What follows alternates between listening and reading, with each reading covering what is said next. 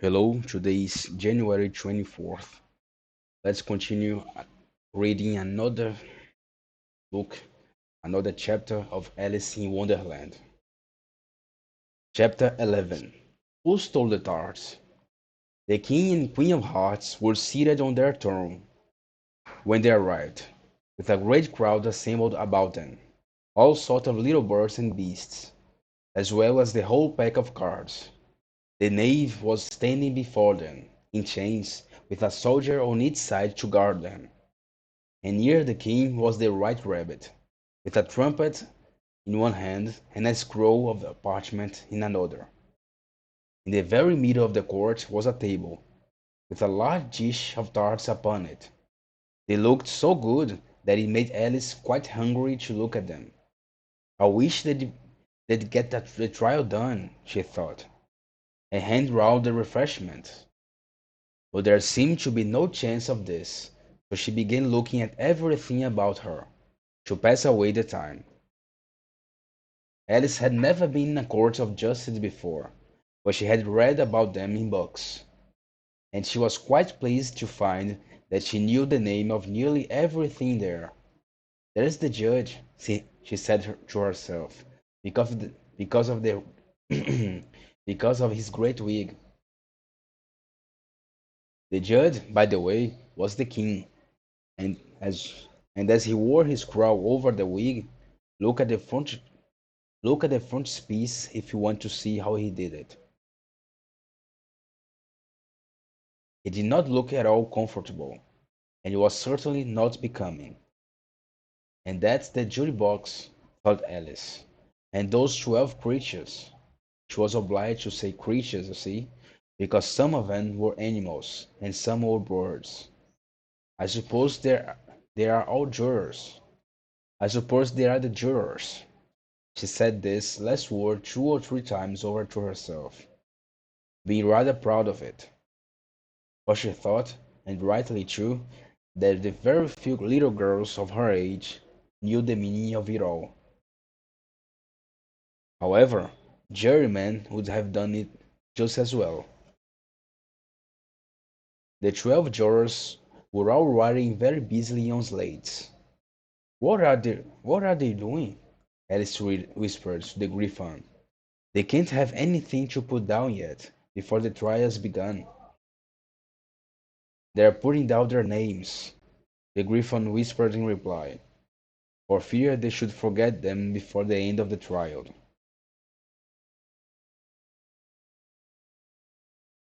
"Stupid things!" Alice began in a loud, indignant voice, but she stopped hastily, for the White Rabbit cried out, "Silence in the court!" And the king put on his spectacles and looked anxiously round to make out who was talking. Alice could see as well as she Alice could see as well as if she were looking over their shoulders that the all jurors were writing down stupid things on their slates, and she could even make out that one of them didn't know how to spell stupid, and that he had to ask his neighbor to tell him. A nice model a nice model their slates will before the trial is over, thought Alice. One of the jurors had a pencil that squeaked. This, of course, Alice could not stand, and she went round the court and got behind him, and very soon found an opportunity of taking it away. She did it so quickly that the poor little juror, it was Bill the lizard, could not make out at all, what had become of it. So after hunting all about it, he was obliged to write with one finger for the rest of the day, and this was of very little use, as it left no mark on the slate. "Herald, read the accusation," said the king. On this, the White Rabbit blew 3 blasts on the trumpet, and then unrolled the parchment scroll, and read as follows: "The Queen of Hearts, she made some tarts, all on a summer day. The knave of hearts, he stole those tarts, and took them quite away. Consider your verdict, the king said to the jury. Not yet, not yet, the rabbit hastily interrupted. There's a great deal to come before the. Call the first witness, said the king, and the white rabbit blew three blasts on the trumpet, and called out, First witness! First witness! The first witness was the hatter. He came in a teacup in one hand and a piece of bread and butter in the other. I beg pardon, your majesty, he began, for bringing this in, but I hadn't quite finished my tea when I was sent for. You ought to have finished. You ought to have finished, said the king. When did you begin? The hatter looked at March Hare, who had followed him in the court arm in arm with the Dormouse. 14th of March, I think. 14th of March. 14th of March. I think it was. I think it was. 15th, said the March Hare. 16th, said the Dormouse. Write that down, the king said to the jury, and the jury eagerly wrote down all the 3 dates on their slates, and then added them up, and reduced the answer to shillings and pence. To shillings and pence. Take off your hat. Take off your hat, the king said to the hatter. It isn't mine, said the hatter. Stolen, the king exclaimed, turning to the jury, who instantly made a memorandum of the fact. I keep them to sell, said the hatter added as an explanation. I've none of my own. I'm a hatter. Here the queen put on her spectacles and began staring at the hatter, who turned pale and fidgeted. Give your evidence, said the king, and don't be nervous, or I'll have you executed on the spot. I think that's too late. This did not seem to encourage the witness at all. He kept shifting from one foot to the other, looking uneasily at the queen, and in his confusion he bit a large piece out of his teacup instead of the bread and butter. Just at this moment Alice felt a very curious sensation, which puzzled her a good deal until she made out what it was. She was beginning to grow larger again, and she thought at first she could get up and leave the court. But on second thoughts she decided to remain where she was as long as there was room for her. "I wish I wish you wouldn't squeeze so," said the Dormouse, who was sitting next to her. "I can hardly breathe." "I can't help it," said Alice very meekly. "I'm growing." "We've got no right to grow here," said the Dormouse. "Don't talk nonsense," said Alice more boldly.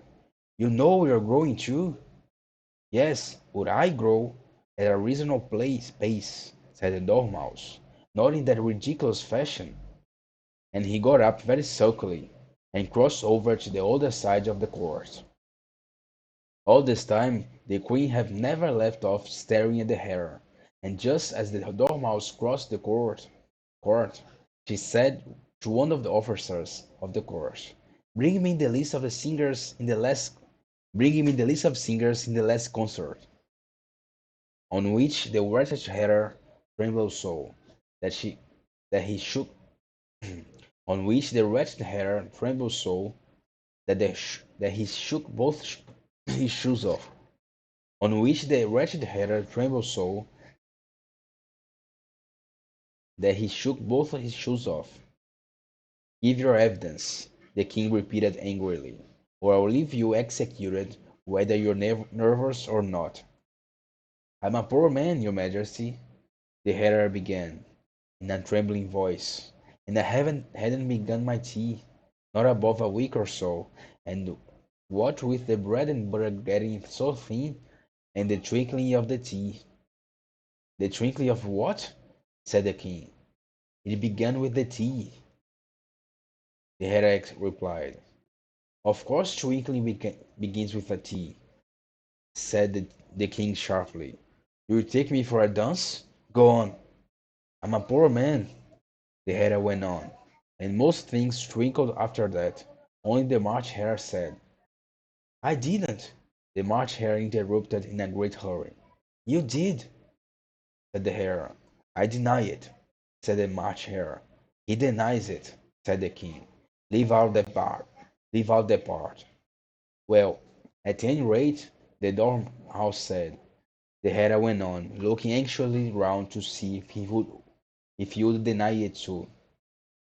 But the dormouse denied nothing, being fast asleep.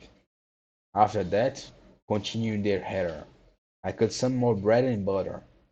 But what did the dormouse says? But what did the dormouse say?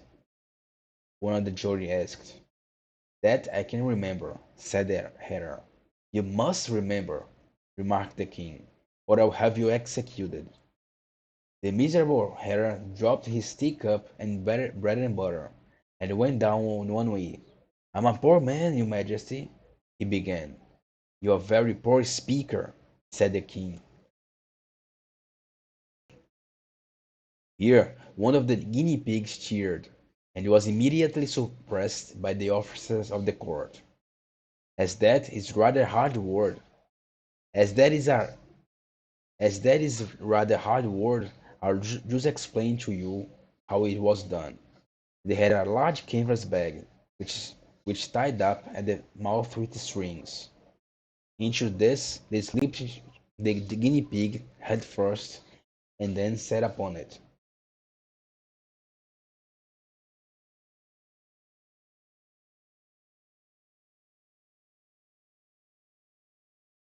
I'm glad I've seen I'm glad I've seen that done, thought Alice. I've so often read in the newspapers at the end of trials. There was some attempts at applause, which was immediately suppressed by the officers of the court, and I never understood what it meant till now. If that's all you kn- if that's all you know about it, you may stand down, continued the king. I can't go no lower, said the hare. I'm on the floor as it is. Then you may sit down, the queen replied.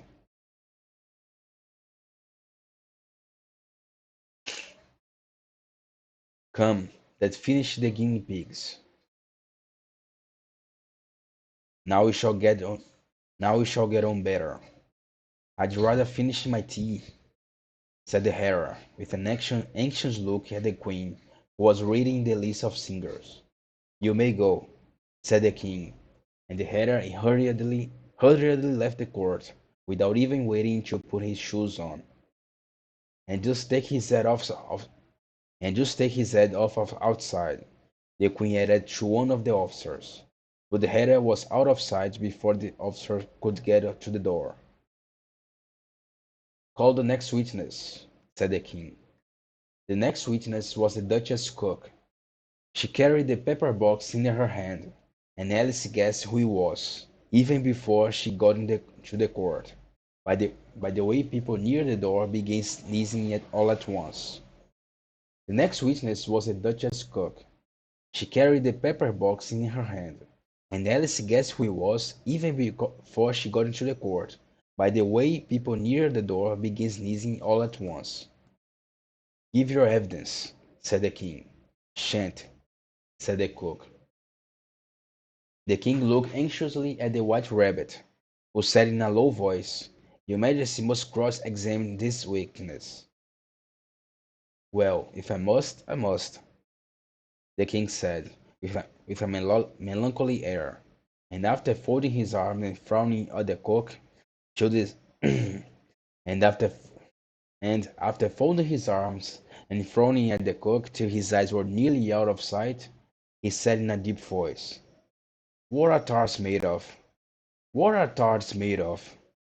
Pepper mostly, said the cook. Treacle, said in a sleepy voice behind her. Call her that dormouse. The queen shrieked out. Behead that dormouse. Turn that dormouse out of court. Suppress him. Pinch him. Off, the, off with his whiskers. Off with his, off with his whiskers. Off with his whiskers. For some minutes, the whole court was in confusion, getting the dollhouse turned out, and by the time they had settled down again, the cook had disappeared. "Never mind," said the king, with an air of great relief. "Call the next witness." And he added in an undertone to the queen, "Really, my dear, you must cross-examine the next witness. It quite makes my forehead ache." Alice watched the white rabbit Alice watched the white rabbit as he fumbled over the list, feeling very curious to see what the next witness would be like, for, for they haven't got much evidence yet. She said to herself, imagining her surprise when the white rabbit read out at the top of his shrill little voice the name, Alice! And that's it. Next chapter, you're gonna see Alice, Alice evidence. Till next, till next time.